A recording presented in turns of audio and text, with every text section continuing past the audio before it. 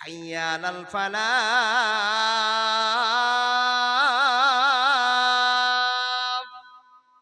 আল্লাহু আকবার, আল্লাহু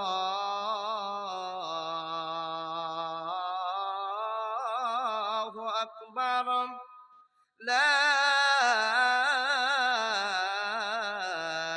ইলাহা ইল্লাল্লাহ। মসজিদে আজান হলো, আপনার মতো আমার মতো লোকটা সুন্দর করে নবীর তারিকায় উজু করলাম, আর উজু করার পর সোজা মসজিদে গেল। জোহরের নামাজের রাকাতে দাঁড় হয়ে গেলেন। আল্লাহুম্মা বাইদ বাইনি ওয়া বাইনা খাতাইয়া কামা বাদতা বাইনাল মাশরিকি ওয়াল মাগরিবি আল্লাহুম্মা নাক্কিনি মিনাল খাতাইয়া।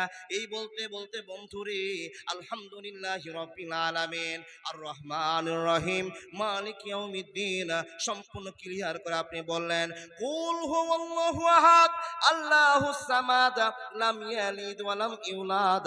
সম্পূর্ণ টোটাল আপনি বললেন। এই করে করে 4 রাকাত নামাজ পড়লেন। 4 রাকাত নামাজ পড়ার পর সালাম ফিরলেন, আসসালামু আলাইকুম ওয়া রাহমাতুল্লাহ, আসসালামু আলাইকুম ওয়া রাহমাতুল্লাহ। সুন্দর করে নামাজ পড়া হলো। আপনারা 25 জন লোক একই কাতারে নামাজ দাঁড়িয়ে পড়লেন। বন্ধুরে আমার 25 জন লোক নামাজ পড়ে নিজের নিজের তাসবিহ তাহলিল করতে করতে সুন্নাত করে বাড়ি চলে গেল। আপনি একটা লোক মসজিদে বসে থেকে গেলেন। আপনি বাড়ি যাচ্ছেন না, আপনি বাড়ি যাচ্ছেন না, আপনি বাড়ি যাচ্ছেন না।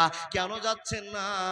আপনার নামাজ পড়ে মনে শান্তি আসেনি, নামাজ পড়ে আপনার মনটা ভরেনি, নামাজ পড়ে আপনার অন্তর ঠান্ডা হয়নি, আল্লাহর কাছে মাথাটা সিজদা দিয়ে মন ভরেনি।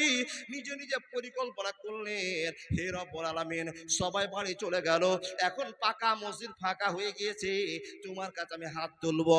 দুইখানা হাত তালুটা আকাশের দিকে দিলেন, মুখ বরাবর হাতটা করতে আরম্ভ করলেন, আল্লাহর কাছে দোয়া করতে আরম্ভ করলেন। আলহামদুলিল্লাহি রাব্বিল আলামিন আর রহমানির রহিম মালিক ইয়াউমিদ্দিন ইয়্যাকা না'বুদু ওয়া ইয়্যাকা নাস্তাইন। এখান থেকে আপনি বলেন আলহামদুলিল্লাহি রাব্বিল আলামিন আর রহমানির রহিম মালিক ইয়াউমিদ্দিন ইয়্যাকা না'বুদু ওয়া ইয়্যাকা নাস্তাইন।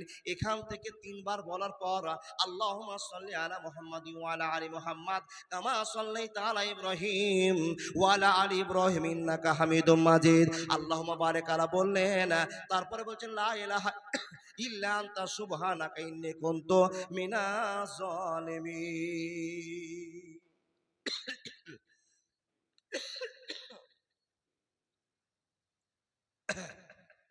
বাপ অনুমতি দেন পানি খাই একটু।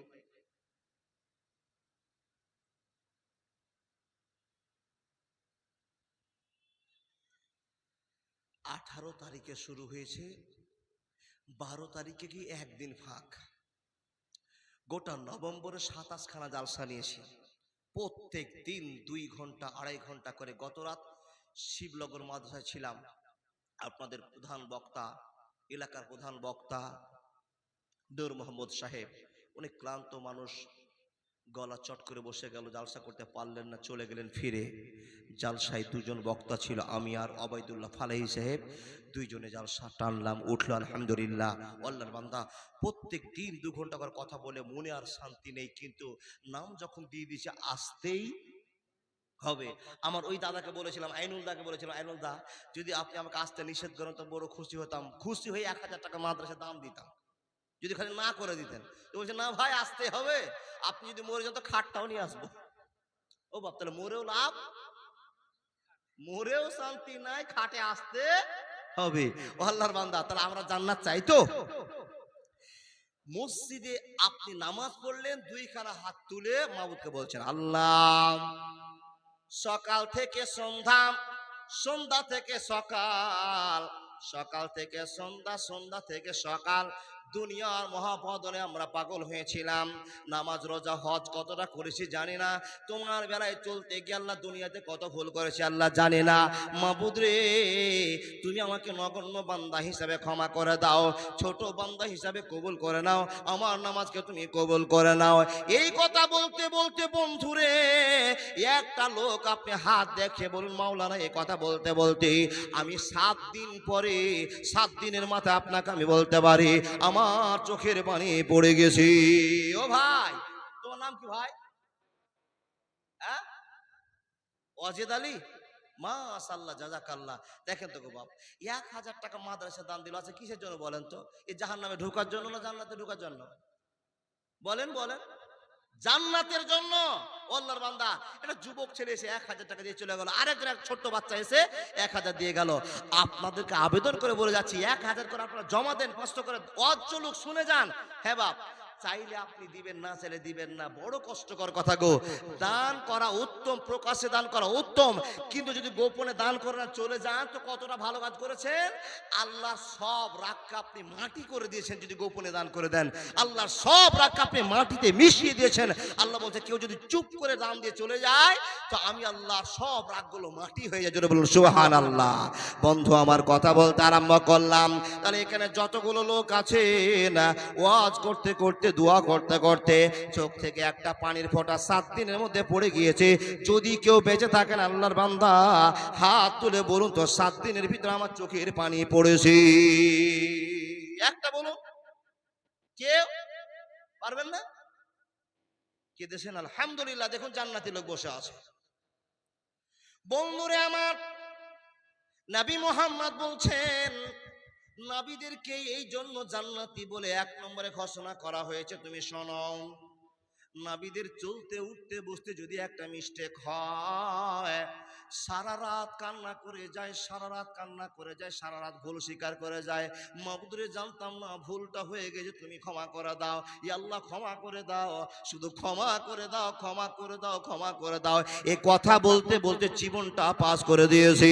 বন্ধুরে, যেই নবীটার কথা আপনাদের সামনে আলোচনা করা হবে, ওই নবীটার নাম হলো ইব্রাহিম আলাইহিস সালাতু ওয়াস সালাম।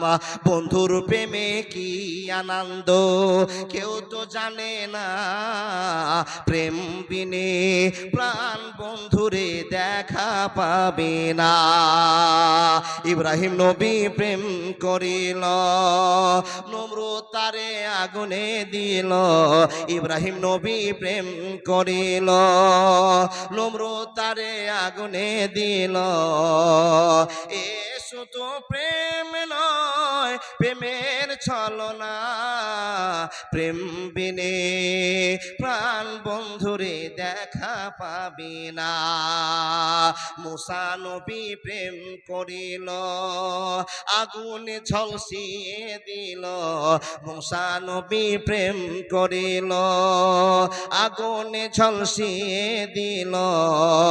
এ শুধু প্রেম নয়, প্রেমের ছলনা, প্রেম বিনে প্রাণ বন্ধুরে দেখা পাবে না। একবার জোরে বলুন না সুবহানাল্লাহ। প্রেম করলো সে নবীটার নাম হলো ইব্রাহিম আলাইহিস সালাতু ওয়াস সালাম। সব নবীর কথা বলার টাইম নেই, একজন নবীর কথা বলবো। একটা ছোট্ট মাত্র ভুল করার পর কত কেঁদেছেন, কত কেঁদেছেন, কত কেঁদেছেন, কত কেঁদেছেন। কিয়ামতের মাঠ পর্যন্ত লজ্জিত হয়ে থাকবেন ইব্রাহিম নবী। বন্ধুরে, আপনি আমি হাজারটা মানুষ এখানে বসে আছি, জিনা করা মানুষ বসে আছি, চুরি করা মানুষ বসে আছি, গীবাত করা মানুষ বসে আছি, মানুষ মার্ডার করা মানুষ বসে আছি, সুদের কারবারি মানুষ বসে আছি। বলুন ঠিক বললাম না ভুল বললাম?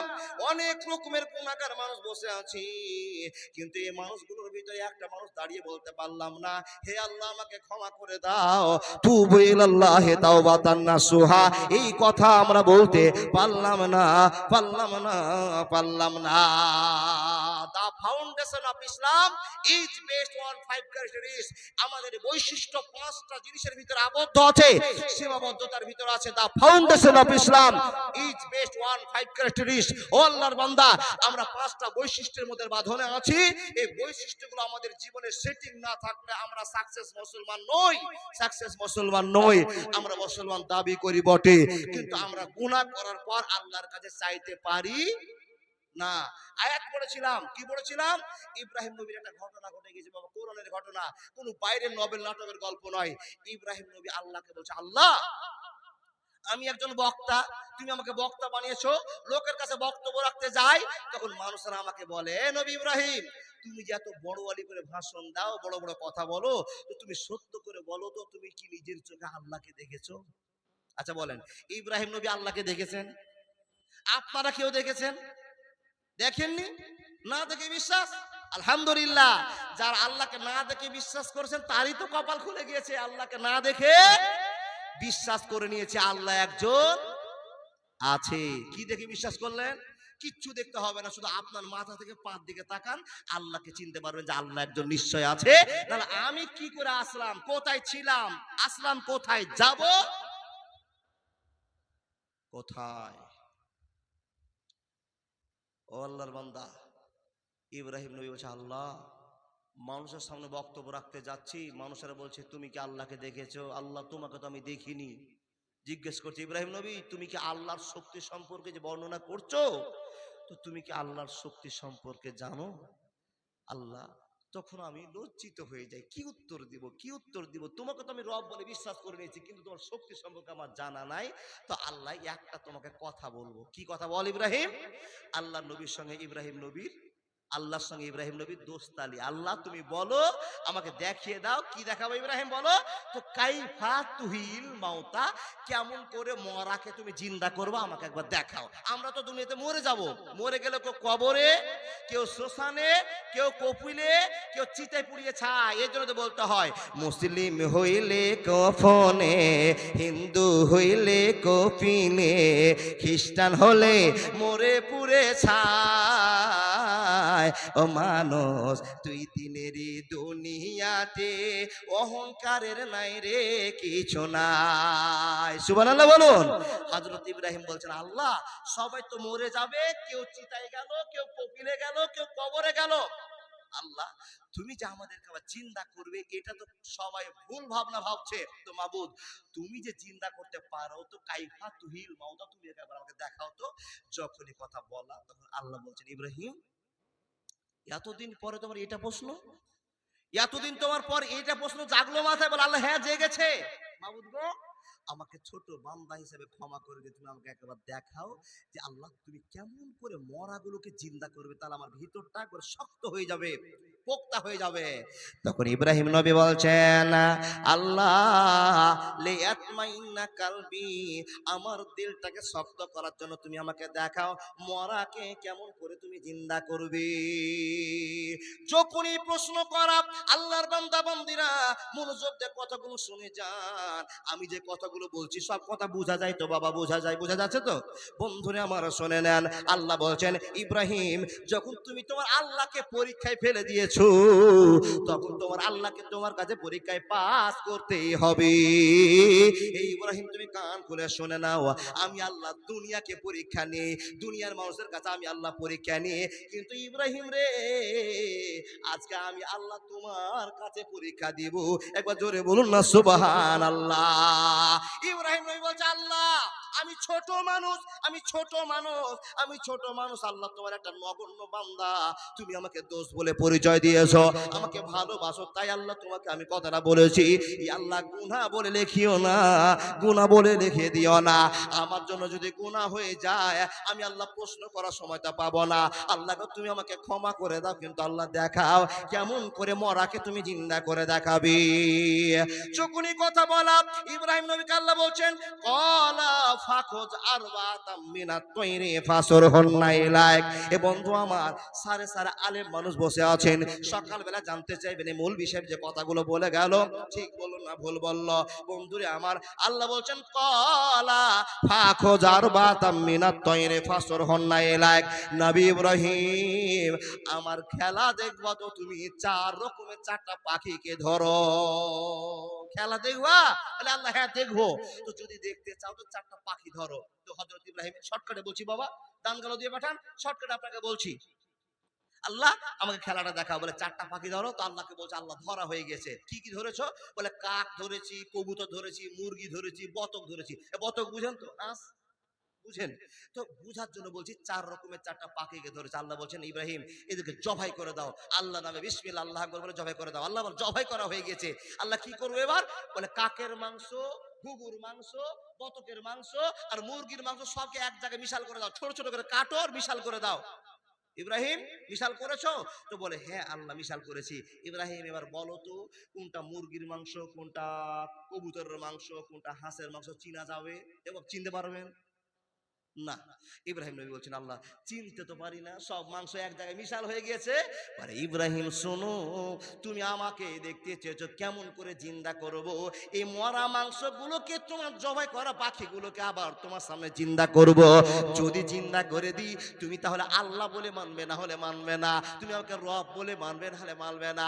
ইব্রাহিম নবী আবার ছোট হয়ে বলছেন আল্লাহ এটা কথা নয়, এটা কথা নয়, কিন্তু লি আতমাইন্না কালবি, আমার অন্তরটাকে শান্তি দেওয়ার জন্য প্রশ্ন করেছি, গুনাহ করার জন্য নয়। বন্ধুরে আমার, আল্লাহ রাব্বুল আলামিন বলছেন ইব্রাহিম তুমি যেই মাংসগুলোকে মিশাল করেছো এই মাংসগুলোকে চারটা ভাগ করে চার পাহাড়ে তুমি রেখে দাও।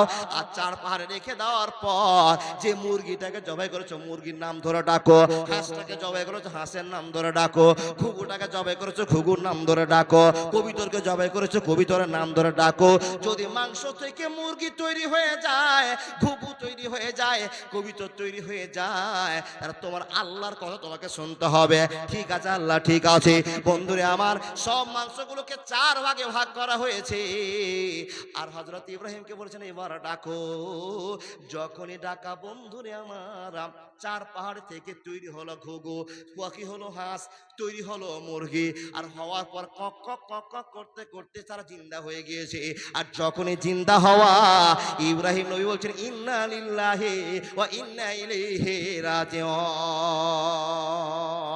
হঠাৎ একদিন আসবে রে জম, ফুরাবে তোর দেহেরই দম, সবাই তখন বলবে তুমি শুধু একটা লাশ, কাটিবে তোমার জন্য ঝাড়ের চিকন বাস, আনবে কেহ আতর লোভানা, করবে গরম জল, লাশটা কোথায় আছে বলো মাটি দিবা চল, আনবে কেহ আতর লোভানা, করবে গরম জল, লাশটা কোথায় আছে বলো মাটি দিবা চল।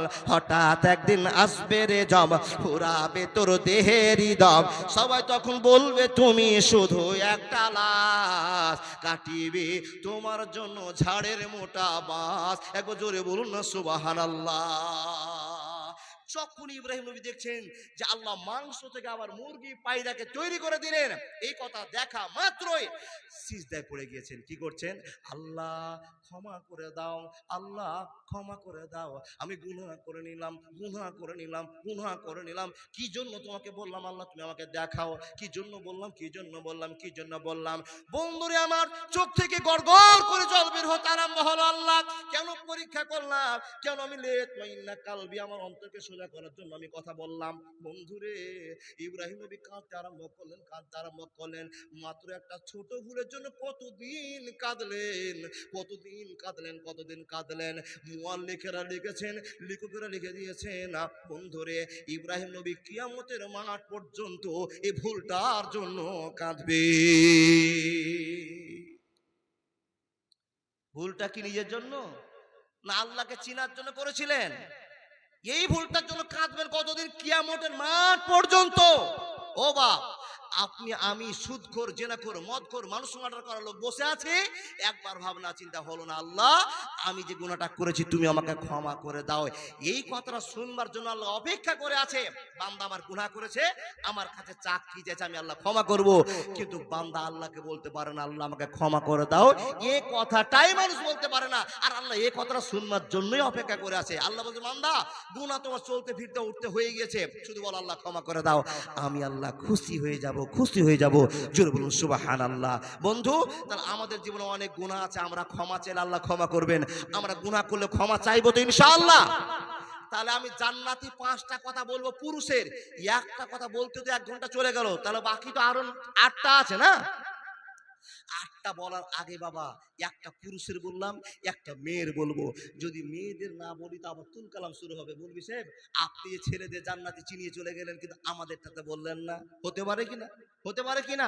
আল্লাহর বান্দা, নবীকে প্রশ্ন করা হয়েছিল, নবীজি আপনি বলুন লাখ লাখ মহিলা জান্নাতে যাবে, এই মহিলাগুলোর ভিতরে কোন মহিলাটা 1 নম্বরে আল্লাহর জান্নাতে যাবে? যখনই প্রশ্ন করা, আল্লাহ নবী বলছেন আলা উখবিরুকুম মিন আহলিল জান্নাহ, হে উম্মত উম্মতি, তোমরা শুনে নাও, তোমার মা আছে, তোমার বউ আছে, তোমার নিজের স্ত্রী আছে, তোমার বেটি আছে, এই মেয়েগুলোর ভিতরে কোন মেয়েটা এক নম্বরে জান্নাতে যাবে? আমি নবী কি তোমাদেরকে পরেশগারের কথা বলে যাব না? এদেরকে আল্লাহ জান্নাতে দিবে দিবে দিবে দিবে। ইয়া রাসূলুল্লাহ, নবী গো আপনি বলে দিন ওরা কারা? ওরা আমার মা কিনা, ওরা আমার স্ত্রী কিনা, ওরা আমার বেটি কিনা? তো নবীজি বলছেন কে হবে জানি না, আল্লাহ উখবিরকুম মিন হালিল জান্নাহ আল মাউলুদুল আউদু আলা জাওজাহা আল্লাতী জাগাজাবা হাত্তা জাত ওয়াফিয়াতে জাওজাহা ওয়া তাকুলু লাযুকু গামাজান হাত্তা তারজা।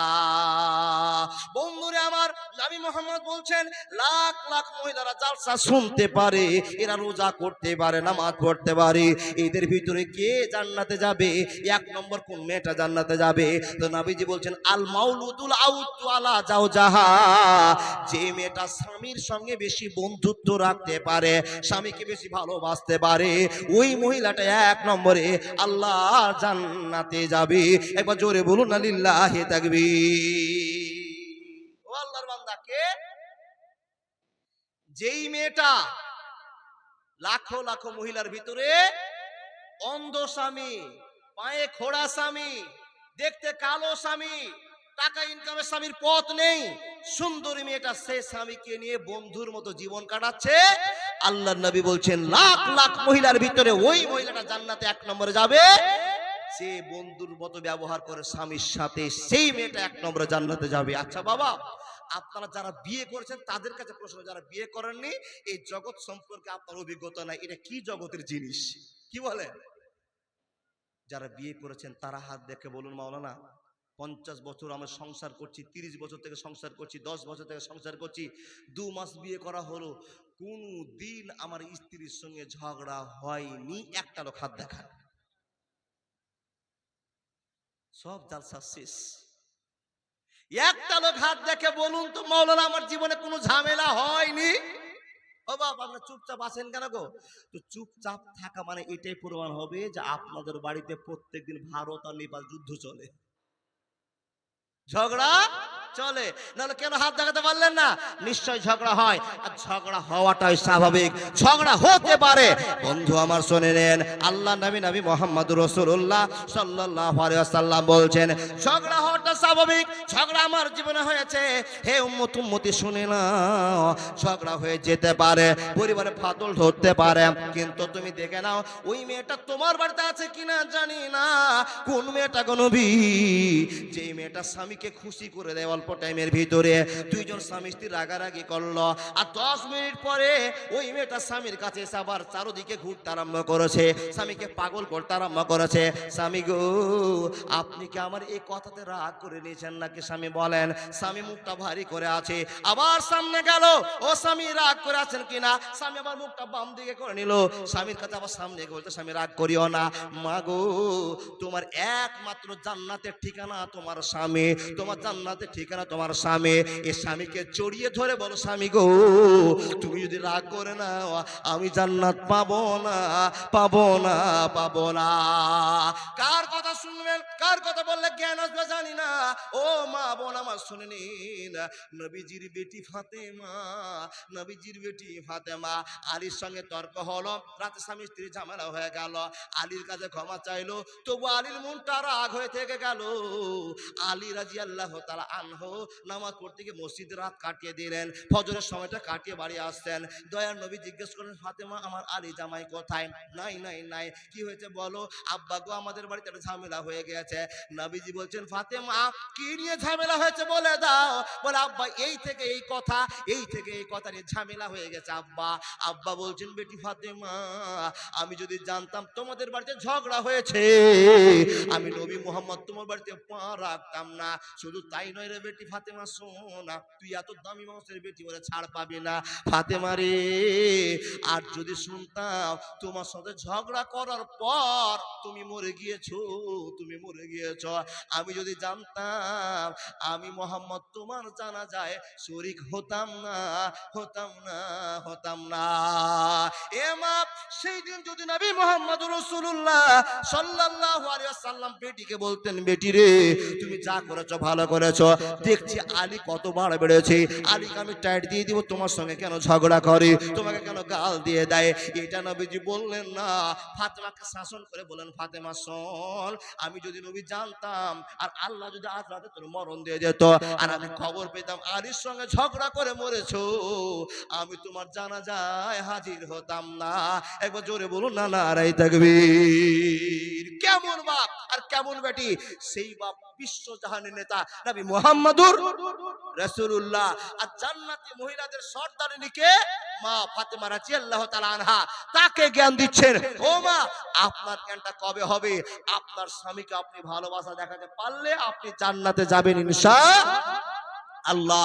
আল্লাহর বান্দা শুনেন, কিন্তু বর্তমানে যে মা বোন দিদিরা আমাদের আছে, এই মা বোন দিদিরা কিন্তু স্বামীকে বেশি ভালোবাসে না। সত্য করে একটা কথা বলবেন তো বাবা, উত্তর সত্য করে দিতে হবে। আপনাদের কিষানগঞ্জ ডিস্ট্রিক্টে এই থানাটা কি বলে? দিঘালদার থানা, তাই না? আচ্ছা, এই ডিস্ট্রিক্টে কোনোদিন শুনেছেন বাপ যে 3 ছেলের মা 2 ছেলের মা স্বামীকে রেখে পালিয়ে গেছে, ছেলেকে রেখে পালিয়ে গেছে? আপনাদের এলাকায় হয়েছে? হয়েছে? ইন্না লিল্লাহি ওয়া ইন্না ইলাইহি রাজিউন। আমরা জানি যে বেঙ্গলের বেটি ছেলে চালাক, তাই নিজের স্বামীকে রেখে অন্য স্বামীকে পালিয়ে যায়, ছেলে মেয়েকে পালিয়ে যায়। আর আপনার বিহারও এই কেস সেম, জীবন শেষ। ও আল্লাহর বান্দা, আর নবীজি বলছেন, আলা উখবিরুকুম মিন আহলিল জান্নাহ আল মাউলুদুল আউদু আলা জাওজাহা, যে মেয়েটা স্বামীকে বেশি ভালোবাসবে, আমি নবী তোমাকে খবর দিয়ে দিলাম, 1 নম্বরে ওই মেয়েটা আল্লাহর জান্নাতের নায়িকা হয়ে যাবে। একবার জোরে বলুন না সুবহানাল্লাহ। এত সুন্দর কথা বললেন গো। তার মানে আপনাদের চোখে ধরা পড়া আছে যে আপনাদের এলাকার মেয়েরাও 2 ছেলের মা ছেলে স্বামীকে ছেড়ে পালিয়ে গিয়েছে। অথচ দেখবেন এই মেয়েরা এত বোকা কি করে হলো গো, বোকা কি করে হলো গো, কি বোকামি করেছে মৌলভী সাহেব? বলে বাপ, স্বামী তো একটা মোটা ইনকাম করে, ডাক্তার মাস্টার স্বামীকে রেখে দিয়ে রাজমিস্ত্রি একটা সাধারণ লেবারকে নিয়ে এটা ভেগে গিয়েছে। নাউজুবিল্লাহ মিন জালিক। স্বামী একটা মাওলানা, ভালো একটা কারি, ভালো একটা চাকরি করে, ভালো ইনকামের পথ আছে, ভালো মানুষ, তাকে ফেলে দিয়ে একটা ছুতের হাফ প্যান্টের মানুষকে নিয়ে ভেগে গিয়েছে। মেয়েদের এই কম বুদ্ধিতার জন্য আজকে মেয়েরা অনেক ঠকে গিয়েছে, ঠকে গিয়েছে। ও আল্লাহর বান্দা, জীবনকে পরিবর্তন করুন, ঈমানের সাথে জীবন কাটান। মা বোন, কি ভেবেছেন আল্লাহ আপনার জন্মের আগে নয়, পৃথিবীর জন্মের 50,000 বছর পূর্বে ওই কালো স্বামীটা আপনার কপালে লিখে দিয়েছেন, সেটা আপনার স্বামী হবে। সেই স্বামীকে সেবা করতে পারলেই জান্নাত চলে যাবে। আল্লাহর বান্দা, একটা মোটামুটি করে বললাম, একটা মোটামুটি করে বললাম, কিন্তু আপনাদের কাছে একটু আমার আবেদন আছে, যেই মেয়েটা স্বামীকে ভালোবাসবে সেই মেয়েটাকে তৈরি করতে গেলে এরকম একটা মাদ্রাসা খুলতে হবে। কেন? এই মাদ্রাসাতে জ্ঞান দেওয়া হয়, এই মাদ্রাসায় মানুষ তৈরি করা হয়, ছেলেকে তৈরি করা হয়, মেয়েকে তৈরি করা হয়। আল্লাহর বান্দা, আপনার বাপ আপনার মা যেটা আপনাকে জ্ঞান দিতে পারেনি, সেই জ্ঞানটা আপনার মসজিদের মুলবি সাহেবেরা, মাদ্রাসার মুলবি সাহেবেরা দিয়েছে। আপনি জিজ্ঞেস করে বলুন, মাওলানা আমাদের আবার কি জ্ঞান দিতে হবে? ও বাপ, জানেন আপনার বেটা সাবালক হয়ে গিয়েছে, আপনাকে আপনার বেটাকে জ্ঞান দিতে হবে কি করে ফরজ গোসল করতে হয়। আপনার মেয়ে পিরিয়ড হয়েছে, মাসিক হয়েছে, মা তোমাকে শিখিয়ে দিতে হবে, মা পিরিয়ড হলে মাসিক হয়ে গেলে কি করে তোমাকে পবিত্রতা অর্জন করতে হয়। এটা কারো দায়িত্ব নয়, প্রথম দায়িত্ব বাপ এবং মার। কিন্তু বাপ মা তো নিজেই অজ্ঞত, ছেলে মেয়েকে কি শিখাবে? যার জন্য তো নবীর মাদ্রাসা খুলে দেওয়া হয়েছে। আর সেই মাদ্রাসাকে চালিয়ে দিয়ে মক্তবের মুলবি সাহেবের কাছে, মাদ্রাসার মুলবি সাহেবদের কাছে শিখে শিখে শিখে শিখে আপনার ছেলে আজকে মুলবি বাস করে হাজার সেবা কাজ করেছে, পরিবেশকে উন্নত করেছে, সমাজকে উন্নত করেছে। একটা যদি আল্লাহ আলী মা তৈরি হয়ে যায় মসজিদে মাদ্রাসায়, তো আপনার সমাজের পরিবর্তন হবে। কিছু যদি না হয়, কিছু যদি না হয়, আপনি যদি মরে গিয়েছেন, আপনার স্ত্রী যদি মারা গিয়েছে, গ্রামে একটা মেয়েকে খুঁজে পাচ্ছেন না যে আপনার স্ত্রী কে গোসল দিবে মরণের গোসলটা। শুনতে পেয়েছেন আব্দুর রহমানের একটা ছোট বউ আছে, সে বউটাকে নিয়ে আসো। সেই ইমানদার মহিলা মাদ্রাসায় লেখাপড়া করেছে, সেই মহিলাটা এসে গোসল দিবে। ও আল্লাহর বান্দা, সবাইকে গোসল দিতে দিয়ে না, যারা জানে তারাই গোসল দেয়। আপনার মেয়েটা মাদ্রাসায় পড়েছে, আপনার ছেলেটা মাদ্রাসায় পড়েছে, সেই ছেলেটা জ্ঞান অর্জন করেছে কি করে গোসল দিতে হয়, কি করে কাফন পরাতে হয়, কি করে তাকে সাজাতে হয়, সব জানে। শেষ গোসলটা দেওয়ার মতো অভিজ্ঞতা আছে এই বান্দা, আল্লাহর বান্দা। এই মাদ্রাসাকে টিকিয়ে রাখার জন্য কোন কি আল্লাহর বান্দা আছেন? এই মাদ্রাসাকে টিকিয়ে রাখার জন্য 10 জন যুবক মানুষ, 10 জন ছেলে, 10 জন বাবাজি আমার 2000 টাকা করে দিবেন। যদি 2000 টাকা বেশি হয়ে যায়, এখানে যতগুলো মানুষ বসে আছেন 1000 টাকা করে টাকা দেন। মাওলানা, আমরা তো সারা জীবন দান করে আসছি। একটা লোক দাঁড়িয়ে বলুন তো, মাওলানা আমি 30 বছর থেকে যত জালসা হয় সব জালসাতে দান করি, কিন্তু জালসাতে দান করতে করতে করতে করতে আমি গরিব হয়ে গেছি। একটাকে বলতে পারবেন যে দান করে মানুষ গরিব হয়েছে? কেউ কেউই বলতে পারবেন না। দান করে গরিব হননি, দান করে বড় লোক হয়েছেন। বলে কি করে? এখন আপনার বয়স 60 বছর, 60 বছর থেকে জালসা হচ্ছে।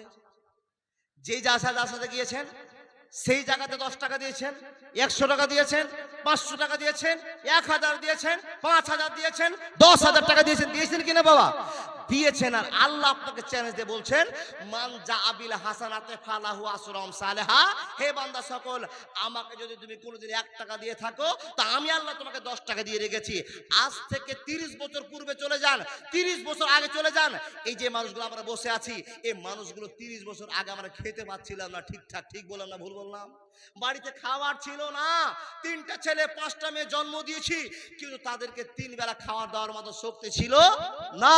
আর আল্লাহ আপনাকে আজকে দয়া করেছে, 50টা যদি আপনার ছেলে মেয়ে হয়, খেতে দেওয়ার অসুবিধা হবে না, হবে না, হবে না।